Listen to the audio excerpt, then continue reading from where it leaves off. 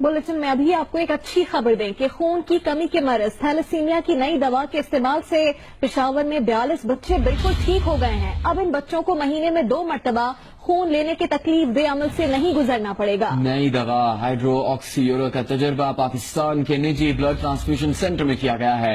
माहिरीन सेहत का कहना है कि दवाई थैलेसीमिया के मरीज बच्चों और उनके वालिदैन के लिए किसी नेमत से कम नहीं है।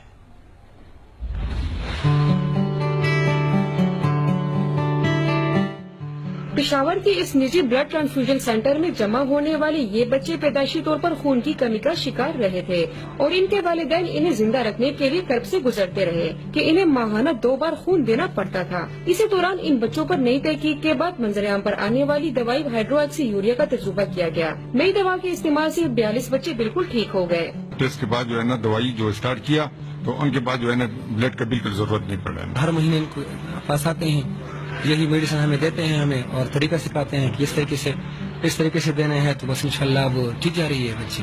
थैलेसीमिया के इन मरीज बच्चों के इलाज से वाबस्ता माहिरीन सेहत कहते हैं कि ये दवाई इन बच्चों के लिए किसी नेमत से कम नहीं और ये इनके वालिदैन के लिए एक बड़ी खबर है जिनके बच्चे किसी भी वजह से पैदाइशी तौर पर खून की कमी का शिकार होते थे।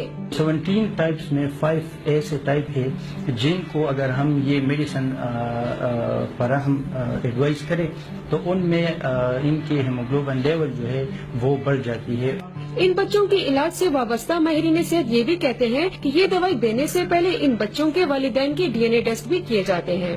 तिब्बी माहिरीन का कहना है कि इस दवा के इस्तेमाल से थैलेसीमिया के मर्ज में मुब्तला बच्चों पर मुस्बत असरात से ये उम्मीद पैदा हो गई है कि अब इन मासूम बच्चों की जिंदगी खतरे से बाहर हो गई है। कैमरामैन सदीक बंगश के साथ शीबा हैदर, जियो न्यूज, पेशावर। लाहौर में